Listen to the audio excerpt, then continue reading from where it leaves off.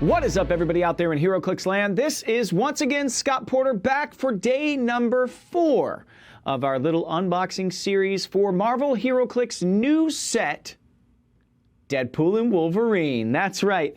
If you didn't watch days 1, 2, and 3, much like Shatterstorm and Longshot, you can go back and watch them and get into a time loop of going, which came first?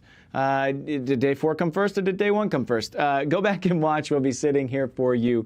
Man, there's so much time travel with the people that are associated in this particular set. It is kind of like breaking my brain a little bit. Characters that we saw yesterday, we saw the 2 title characters of the set really come to the fore. We got a couple of Deadpools, a couple of Wolverines. We got some Wolverine family members, so now it's starting to all come together. Before that, we saw a bunch of other ancillary characters to their storylines, whether it's X-Men or X-Force, New Mutants. We haven't seen Cable. We haven't seen a Strife. I was hoping that maybe Executioner's Song would get some shine here. I was hoping we might get a little Alex Summers action. But we have got a lot of late 80s, early 90s specific like era X-Men, which I thought was so cool. There are so many really fantastic storylines. Claremont was a master. Go back and read that stuff from the 80s. He was just so good at keeping everybody up to date on all of the things that were still happening.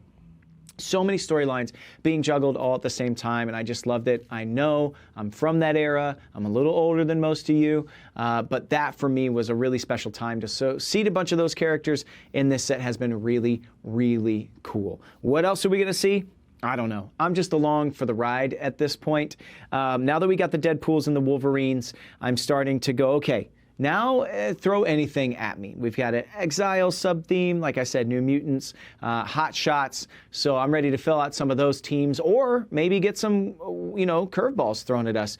We haven't seen anybody else from like the Weapon Plus, Department K, Department H, Weapon X, like stuff yet, So whether it's Kane or it's Grizzly, it's the 6-pack. We've seen Domino.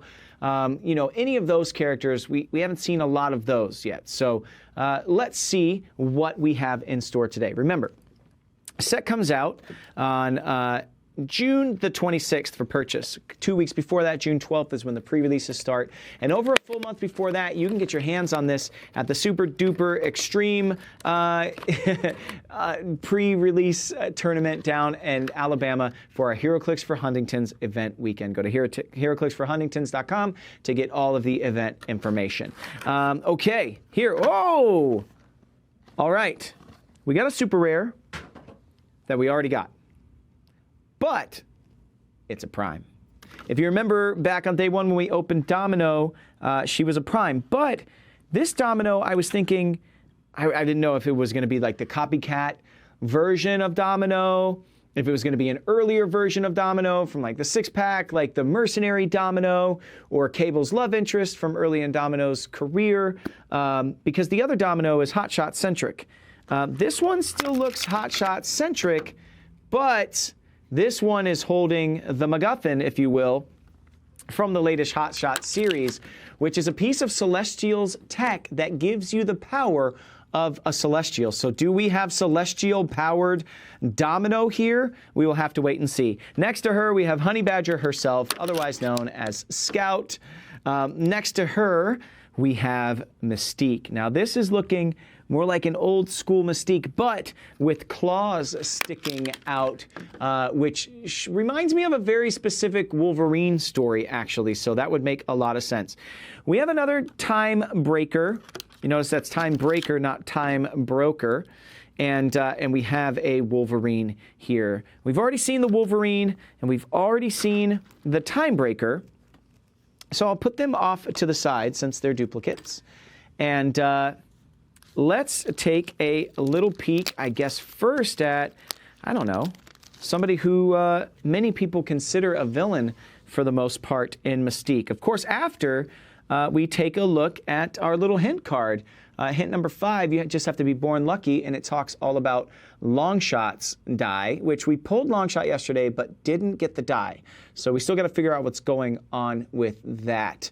On the other side, we have Dominoes die, hint, stacking the deck. So long shots, we already saw when you use Perplex, you can roll his special die instead, and you can get a 1+2 or a +3. With Dominoes, it's known for her uncanny serendipity, and this figure and die combo perfectly capture with stroke of luck. When she makes a range attack, Domino can use her die to stack the odds in her favor. If you remember, it has a 1, 2, 5, and then 3 6s on it, which is just kind of crazy to me. So let's take a peek at Mystique here.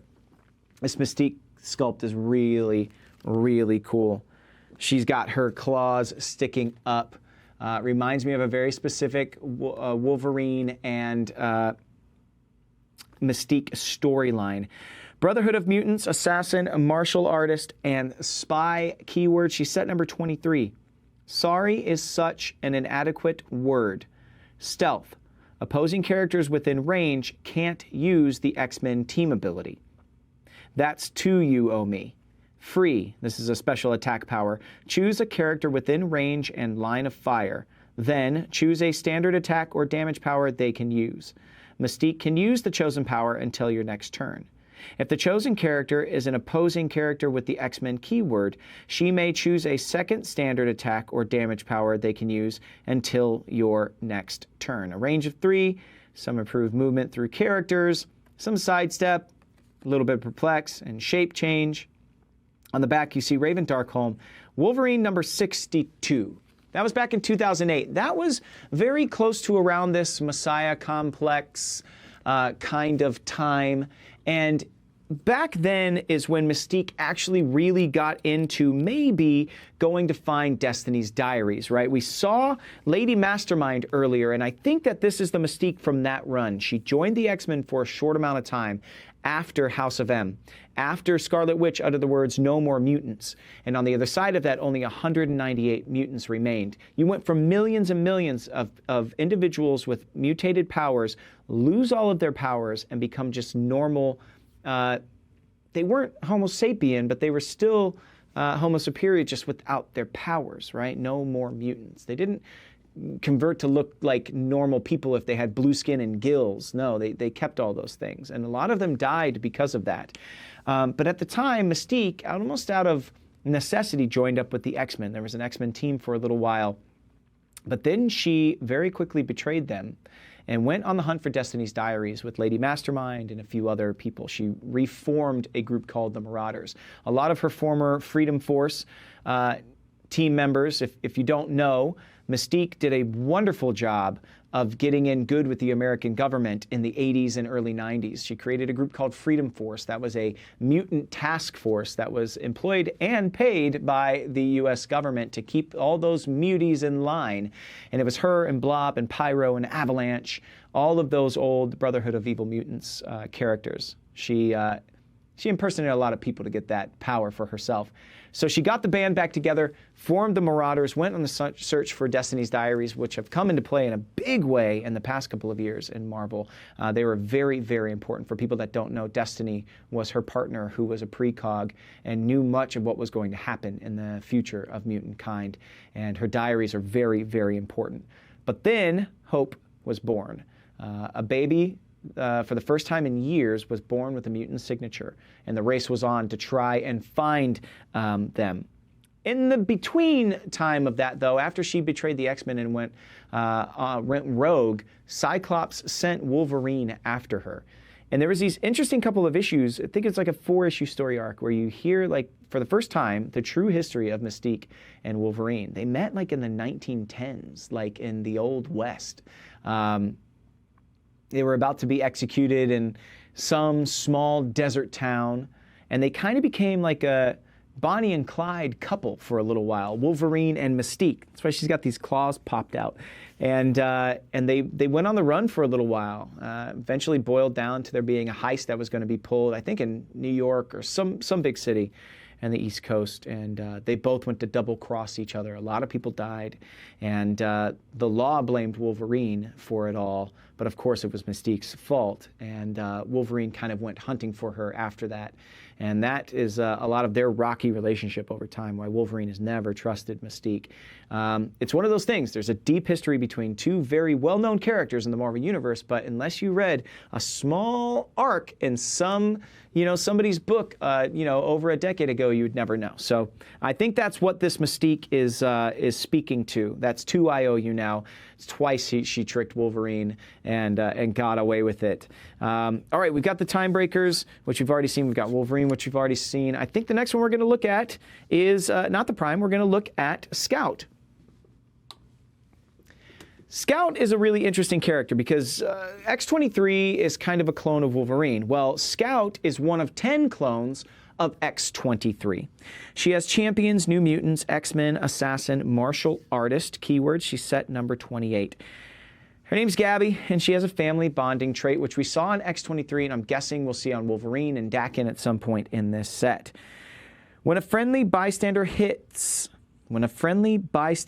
yes, does this mean we're getting Jonathan? Oh, come on. When a friendly bystander hits after resolutions, a friendly character with a family bonding trait may make an attack. Honey Badger. Once per game at the beginning of your turn, Scout may generate a Jonathan bystander. Let's go. She costs 75 or 50. She has 2 starting lines. She has some Flurry and Blades Claws at the front, some stealth.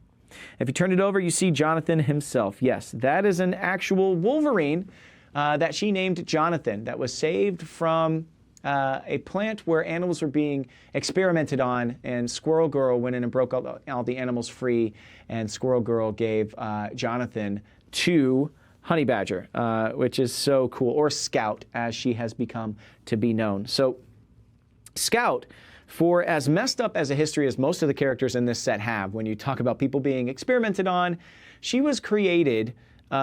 and she's the youngest of 10 sisters to be abused, to be utilized as an unfeeling, unthinking, killing machine, all of this stuff. And she is, I think, one of 2 sisters that is left.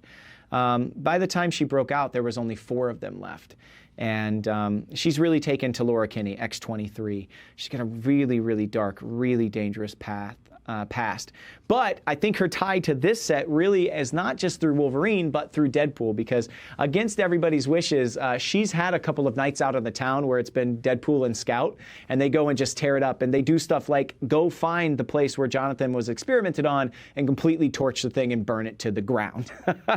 As far as the modern day Scout, what has she been up to since Krakoa and the Jonathan Hickman age of X-Men has started? She started up a brand New Mutants Club on the island of Krakoa, which fell prey to Shadow King, which is another massive enemy for so many of these characters in this set. So I wonder if we could see a Shadow King in this set. She was able to finally defeat him with the help of some other more powerful mutants. But yeah, that is Scout, that is Honey Badger, that is Gabby for you. She didn't have a name when she was born, but after meeting Laura Kinney, decided to take Kinney's last name. So Gabrielle Kinney is Scout, and Jonathan is a star. Can't tell me anything less than a star. Domino. Let's look at the Prime that we have for this set. Now, if you remember the other one, she was holding, I think, a couple of cards or something along those lines. This one has a piece of this celestial technology. Let's see what it gives her. 6-pack, X-Force, Assassin, Cosmic, Deity, Soldier, and Spy. Wow, okay. She comes in at 70 points. She's set number 53B. Activating the Creation Constellation. I could not remember the name. That's it. There we go. Sideline active. When a friendly 53A Domino, which we pulled earlier in this unboxing, would be KO'd, you may instead replace her with Domino on click number 5. Okay, so just a free little swap in there. But on the back is where things get interesting. Celestial Shot. A special attack power that grants you Penetrating and Psychic Blast. When Domino hits, after resolutions, roll a d6. On 1 to 3, give each hit character an action token, and she does have 2 ranged bolts, so she can attack 2 at once. On a roll of 4 or 5, deal each hit character 1 unavoidable damage, and on a roll of 6, make an attack targeting a character Domino hit already this turn, so you get to freely attack again. Celestial Body. Stop. super senses, but succeeds on a 4 to a 6. Walking cold streak. When an opposing character within range would roll a single d6, Domino may roll a d6. If she does, she may replace the opposing character's roll with hers. So negating a lot of that blades, claws, fanginess that I'm sure we are going to see in this set with all these swords and claws and such going around. She has cosmic energy, so she is safeguarded from outwit. She has the X-Men team ability as well. And I want to look back at the front of her card because, yes, she has 3 of those stop clicks at the end of her dial. She has 3 celestial body stop clicks. She also has super senses, and she succeeds on a 4 to 6 on those clicks. So even if she's popping in on click number 5 to replace your other domino, you're still on that 4 to 6 can't hit me. She's got the walking cold streak as well as celestial shot. She's got all of her special powers there. She's got running shot of 5 range, 2 bolts. 11 attack. She's 70 points, so a little pricey for that 1 prime slot on your team. But as far as the hotshots go, she is a welcome addition and is going to do a lot of work for them. So very, very cool. I like the sculpt a lot. It matches kind of the other one, of course. I didn't know. Were we going to get the, copycat version of Domino? Was she going to have a lot of like stealth and espionage and like stuff like flipping your, opposing characters to your side or something along those lines? I don't know. Your brain starts to run a little bit and like, wait, why would this character get a prime? I didn't know if it was going to be like the old school, like super killing machine Domino, because like a lot of these other characters that were introduced, she was introduced as a very hard, very violent, get things done type of character, and she has softened over time by quite a bit. So I didn't know if we were going to maybe get a little more of a harsh version of her. Drinking that water as well as the Baja Blast today. These are our HeroClix for Huntington's tumblers and coffee mugs. We only make like 6 of them each year, and we auction them off as a part of our event. If you think these things are cool looking, I think they're pretty neat. You can bid on them in our auction that we're going to be holding the Saturday of our HeroClix for Huntington's event weekend in the first week of May. I feel like when I bring that up, when you read comic books, it's like they do the little box in the corner. It's like, check out issue this for this particular fact or whatever. I feel like that's what I'm doing. I'm like the editor popping in and being like, oh, hey, by the way, I got a cherry event coming up here. Go check it out at HeroClixForHuntingtons.com. Okay, moving on to the last booster for today. Let's see who we have. Man, that was pretty cool. I like that Mystique a lot. I think that's the Mystique from the story I was thinking of. Okay. Oh, okay. We've got a character we've already seen and a character I've already kind of shared the story of. But then we've got another version of the guy that is the best at what he does. And we've got some other New Mutant / X-Forcers in here. This is really cool. Okay, Cannonball. Is it just me, or are a lot of these packs kind of color themed? Like the Deadpool one that we got had everybody wearing black and red. Deadpool's in purple. We've got Diamondback, another one of the hot shots, wearing purple and white and black. And then we've got James Howlett. I think that's the when he first popped his claws, maybe in the Daniel Way Wolverine Origins. We've got some black and white here with Mime Pool, which I've already shared the story of. And then we've got Copycat, who doesn't quite fit the color. Way to go. Ruin the motif. But I guess she could just, change into it. She was Domino for a while. That's all white and purple and black. All right, boom. Copycat will come out here. Let's back these guys up. Diamondback should go on the hero side. Probably going to toss her on the other side just, because... Oh, hey, whoa, here we go. Another duo. Is this going to be a chase? We've got hint, dark sense of humor. The twisted relationship between Deadpool and Death is a long, complicated one, but their strategy is quick and simple. Charge across the map and annihilate an opponent's sideline before they have a chance to strike. If that leaves your opponent hungry for revenge, don't worry, Deadpool and Death can't die. If they would be KO'd, they may instead be placed back in your starting area on click number 1 with 2 actions. Boom, okay? Deadpool and Death, I'm sure that this is a chase. So I think confirming your chases are going to be Deadpool duo figures, right? The Deadpool Wolverine handshake. the Wolverine She-Hulk thing. So maybe like various partnerships that have happened over the years, duos with Wolverine and Deadpool. Very, very cool. On the other side, it says, hint, custom dice. This set is all about rolling the dice. Many characters offer a fresh and exciting take on the variability that dice provide, and some boosters even contain custom dice that give associated characters a thematic probability shift or special ability. Collect them all to start rolling your way to victory. Deadpool, Wolverine, Gambit, Longshot, Scarlet Witch, and Domino. So yes, they all have their die. But still, the fact that Longshot didn't have the die in the booster kind of pinged me just a little bit. I was like, I want to use my Perplex power, but like, how do I do that without the die? So, and he's a super rare, so kind of interesting. Interesting to see once you guys start opening what happens if maybe I just have, you know, because I'm so far ahead of everything else. You know, maybe it just didn't come in this one. Who knows? We'll wait and see.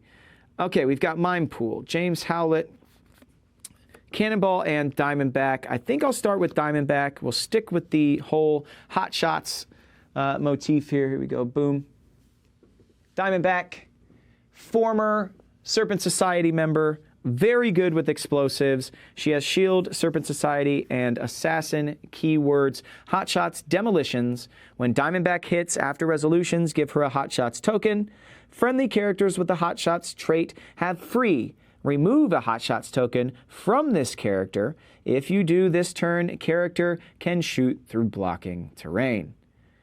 She has improved targeting, and you see why. A lot of energy explosion, makes a ton of sense. Running shot, and she has that shared trait. If you look on the back there, Rachel Layton, Hot Shots number 3, 2019. She actually shows up much earlier than that. In that particular storyline. But yes, she's been a partner with Domino for a little while. Her and Outlaw and Domino have had a lot of adventures. I think Gail Simone has written a lot of their stuff all together. Outlaw and the Hot Shot storyline, oh man, I would love to open that up because she gets, so basically what happens with this, what is it, the creation generator or whatever the Prime Domino is holding on to, that creation chip by the Celestials, if you touch it, you are infected with the celestial tech. It starts to take over your body, starts to take over your mind. You start to actually become a tiny little celestial. It's found, this artifact is found in Antarctica by 2 scientists. And by the end of the run, one of the scientists has fully morphed into a tiny celestial. And his partner, the love of his life, his scientific partner, she has done the same thing. And that's who they have to deal with at the end of this whole storyline. There's a reckoning that is to be had. The Celestials start to wake up in deep space and start moving toward our Earth. And unless we defeat these people, the Celestials are going to come raise our planet. So raise, not like raise up, like raise to the ground, like a bad form of raise. And Outlaw is the first one that's kind of infected. And there's a point where they get attacked by these Sentinels that are fully programmed just to attack her team because they're not all mutants. You remember Black Widow's on the team, a couple other characters that they're not mutants. They're other things like White Fox as well. And they're specially programmed to defeat just this team. And Outlaw grows to the size of a Sentinel and destroys them. And Domino goes, oh my gosh, this is the problem, is that it's going to take the things you want out of life, the things you are looking to do with your life, and it's going to give you the power to make that a reality. We're lucky that Outlaw got infected first because she just wants to drink and party and get in bar fights. And that's basically what happens. She just grows super big. She destroys these Sentinels.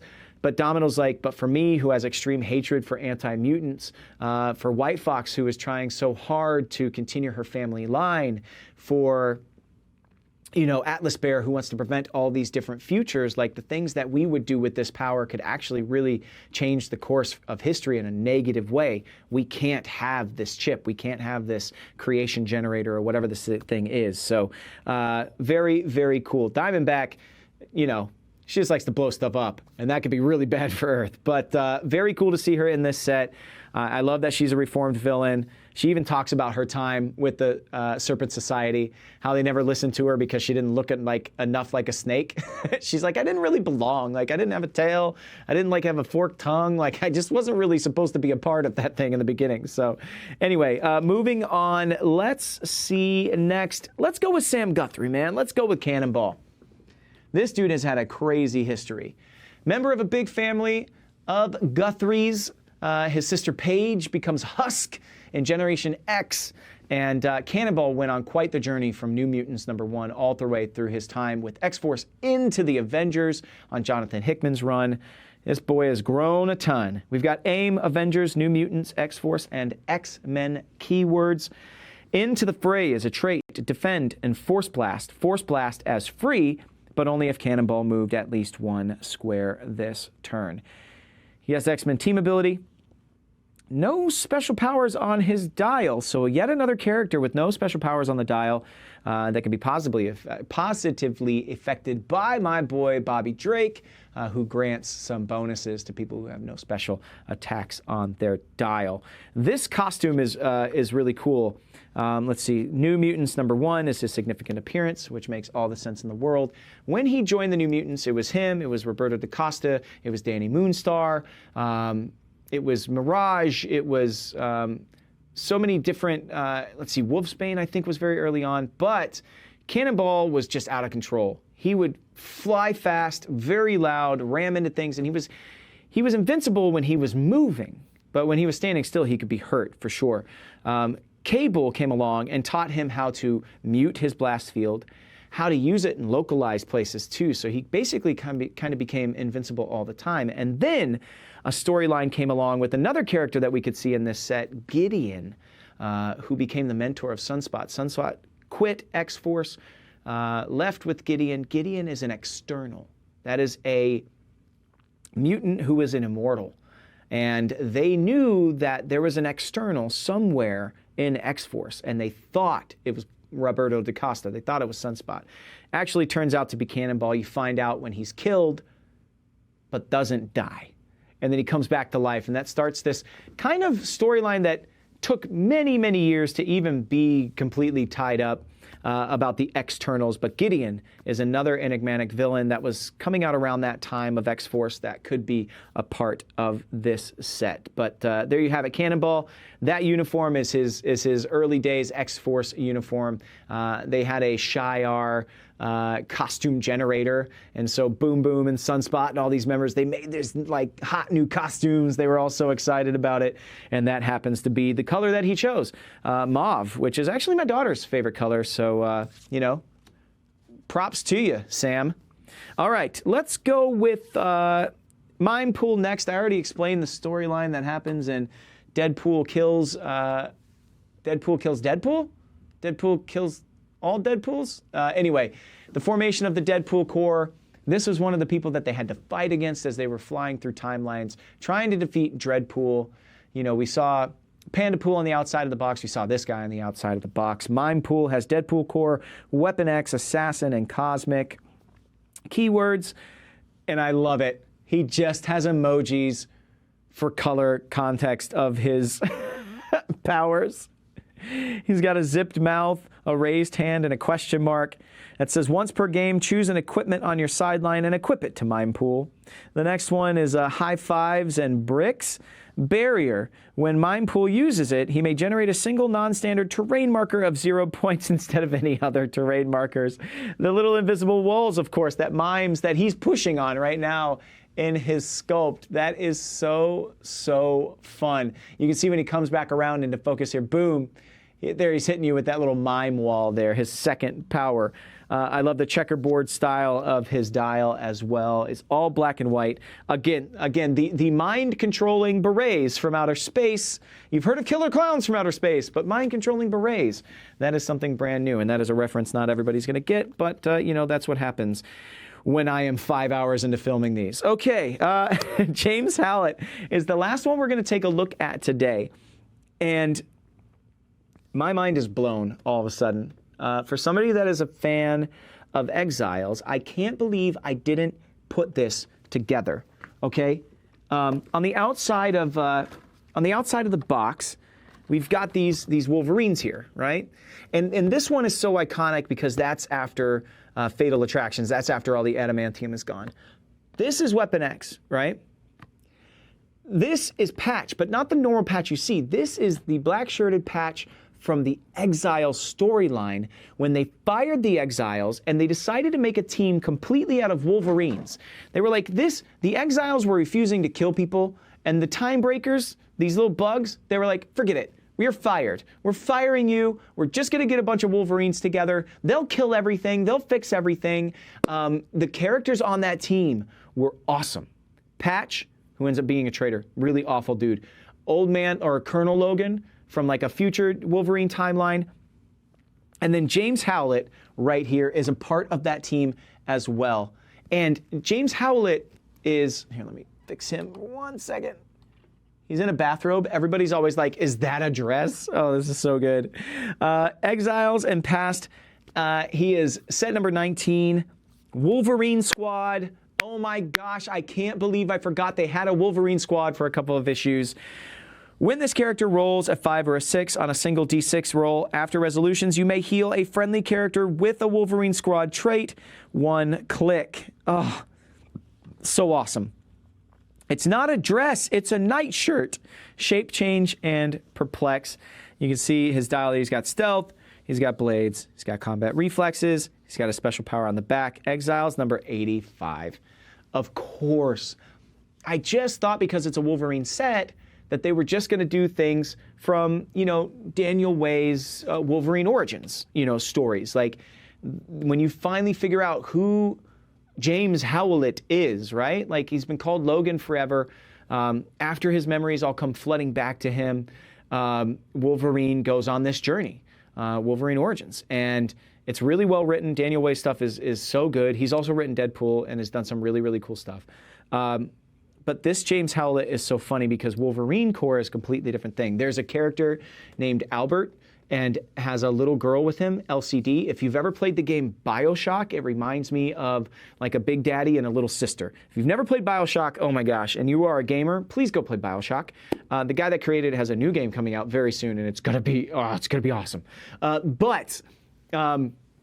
They are androids made specifically to go kill Wolverines, so they can detect Wolverines and go kill them. Albert and LCD, it's a little girl, and they're both androids. Really, really cool characters that are a part of this Wolverine squad. Like I said, Colonel Logan, you've got a really evil Patch, you've got James Howlett, really, really cool. I think it's a team of like 5 or 6 different Wolverines from different timelines. I'm telling you guys, Exiles, if you are not a massive comic reader, but a big HeroClix fan, and the thing that holds you back from wanting to read comics is continuity, and you don't want to be bogged down with 30, 40 years of X-Men continuity, read Exiles.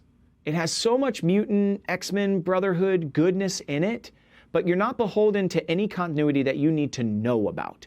You can start at issue 1 with these characters. You don't have to know where they came from. You just have to know where they're going. And where they're going is to fix alternate timelines where the continuity doesn't matter to us in the 616. Cannot recommend it enough. Read Exiles, one of my all-time favorite reads. And it's so fun. I know I spoiled some stuff here today, but still really worth the read. The characters that they bring in and out of that team are so awesome. I mean, later in the run, you've got a Power Princess that comes in. Like I said, you've got a Sunfire, but it's like the daughter of the original Sunfire. I mean, there's so many cool characters. The Warpath in that, the Thunderbird in that he's such a good character. Anyway, read The Exiles. Now, I have an apology to make. I know. Yesterday, I was supposed to give you guys 2 legacy cards. Today, I was supposed to give you guys 2 legacy cards. I forgot yesterday. I was just too excited about everything we opened. So we're done with our boosters today. But I have 4 different characters to show you that are going to be legacy carded in this set. And we'll start with, we just did James Howlett, who's like the littlest of the Wolverines. Well, now we'll go with this little guy. This is Hitmonkey. And this is Hitmonkey from Deadpool X-Force. And it is set number 20. So that's Hitmonkey, set number 20 from Deadpool and X-Force. Okay, so dust him off. Next, we have Shikla. Shikla is also from Deadpool and X-Force, and she is set number 36. So go and find her, dust her off. The next one we have for you is Phantom X. Phantom X may be one of the weirdest characters ever to come out of this weapon plus environment situation. He is an incredibly unique character. I love that they're bringing him back. And he is from Wolverine and the X-Men, and his set number is 42. And since we've been doing all these family bonding special traits, here is a Wolverine and Wolverine. Here is Wolverine and X-23, and they are from the original Deadpool set, and they are set number 50B. That's 50B is what it says there for Wolverine and X-23. So there you go. 4 more legacy cards that you can go and look for. I have a couple of more to unveil tomorrow. I'm going to give you a bonus one right now. I don't have this figure. If you remember, there was a Days of Future Past gravity feed set that came also along with a Days of Future Past Sentinel that had a certain number of figures within it. My house, believe it or not, 16 months after water damage, is just getting finished now, and a lot of my figures are still in storage. I don't have the Mystique with me, but Mystique, who is Days of Future Past set number 18, is another legacy card. So that's 5 legacy cards we told you about today. This Phantom X, this Shikla, this Wolverine and X-23, super rare, and this Hitmonkey plus Mystique from Days of Future Past are all going to be getting legacy cards for this set. That's going to do it today for day number 4 of our HeroClix unboxing series. I can't wait to finish it all off tomorrow. What haven't we pulled? Well, we haven't pulled a chase. I'm hoping that we get a duo chase tomorrow. I'm putting money on it being duos as the chases. I just want, man, I just want more of the 90s goodness, man, or more of these weird, crazy Deadpool stories, like some of his best friends, you know. I know we've had the Mercs for money in the past, you know, the slapsticks of the world. We've seen them, but I'm pretty sure Outlaw's going to be in this set. Some more of his friends, you know, the Weasel or Blind Owl, we've had a couple of times, so I'm maybe not expecting them. I just want more off-the-wall takes, or actually, I kind of want more villains tomorrow as well.